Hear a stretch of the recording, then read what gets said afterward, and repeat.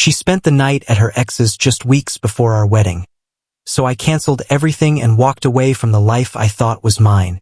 I, 34M, was only a few weeks away from marrying Emily, the woman I had believed was my forever, the one I thought I'd build a life with. We had shared 4 years together, bought a small house, and weathered the usual early trials that test even the strongest couples, or at least I had assumed we had. Emily's best friend, Mia, had organized a low-key girls' trip to Nashville to celebrate Emily's last month of single life, and while Mia promised nothing too wild, just some sightseeing, maybe a couple of rooftop bars, Emily reassured me it would be a calm, relaxing getaway with her close friends. I trusted her completely, never being the jealous type, especially since in those 4 years she had never given me a reason to doubt her loyalty or love. On the night she left, she sent me a few pictures. Her and the girls smiling on a rooftop patio, city lights sparkling behind them, cocktails in their hands, and her happiness was clear in every frame. I texted back playfully, "Looks fun.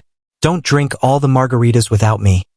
To which she replied with a heart emoji, and I went to sleep that night feeling content, confident in the trust and love we shared. Yet the very next day something felt off. Her texts became short, hours apart, saying she was busy exploring the city, and when I asked if she wanted to FaceTime for a few minutes before bed, she brushed it off, saying she was tired and would call tomorrow. This was not like Emily at all. Then came the message that squeezed my chest so tight I could barely breathe. It was from Mia, not Emily. "Dave, you deserve to know something important. Emily didn't come back to the hotel last night." I stared at my phone, reading the words over and over, my mind racing, heart shattering. I called Mia immediately.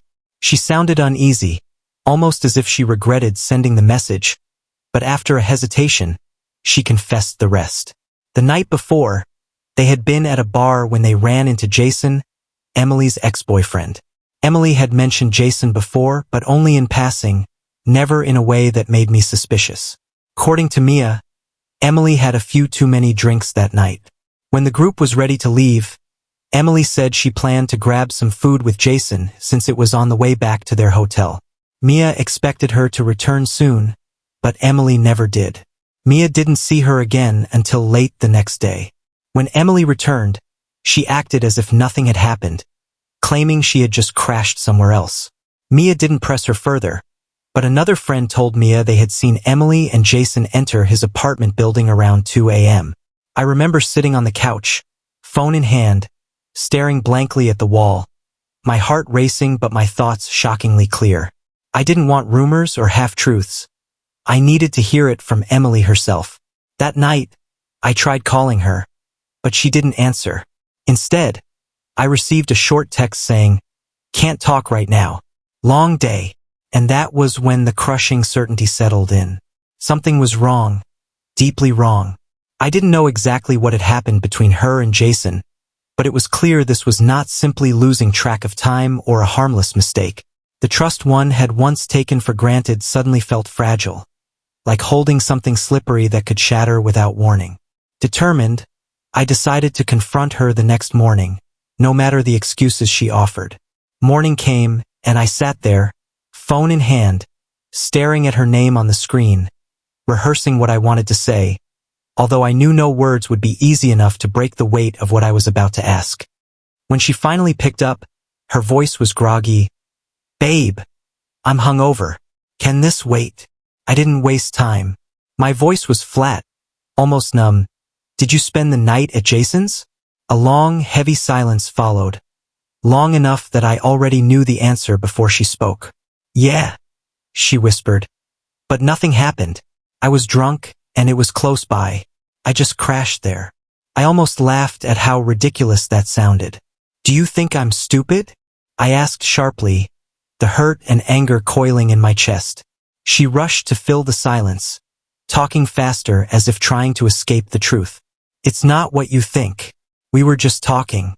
I had too much to drink, and it didn't feel safe walking back alone. I didn't mean anything by it." I could feel my jaw tighten, not yelling, but the anger was present, like a quiet storm. "You could have called an Uber. You could have called me. Instead, You went to your ex's apartment in the middle of the night and stayed there until morning. What part of that am I supposed to believe is innocent? She sighed deeply, acting like I was making this more dramatic than it needed to be. I didn't think it was a big deal. I was tired. It was close. I cut her off. Stop. You don't accidentally stay over at your ex's place while on a girl's trip weeks before your wedding. Her voice cracked slightly. I don't even remember falling asleep there. I was drunk. It didn't mean anything. But no matter how many ways she tried to explain or justify it, the fact remained the same.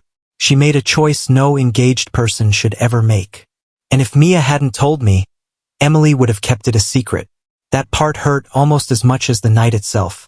The idea that she could come home, smile, and let me walk blindly down the aisle without knowing the truth. I didn't tell her then what I was going to do. I simply said, "We'll talk when you get home," and hung up. But deep inside, I already knew there was no fixing this.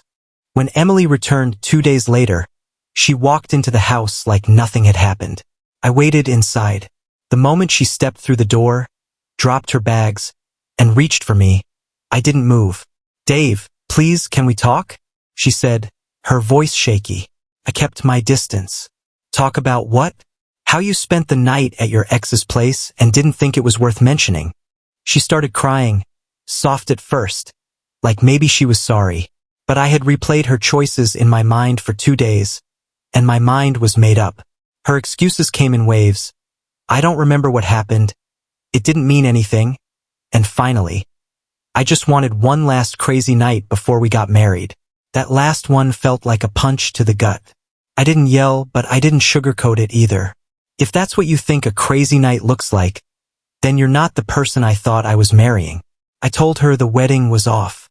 She begged, promised therapy, swore she'd cut contact with Jason forever, said she'd do anything to prove herself, but the trust was gone. It wasn't about Jason anymore.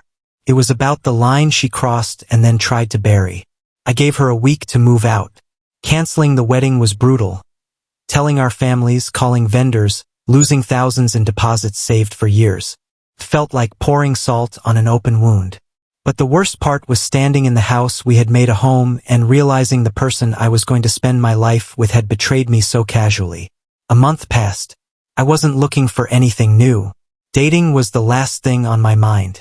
But somehow, I found myself spending more and more time with Mia, the friend who told me the truth, checked on me after the breakup, and listened without judgment. She never badmouthed Emily. She just showed up when I needed someone in my corner. It wasn't planned, but it happened naturally. We started seeing each other.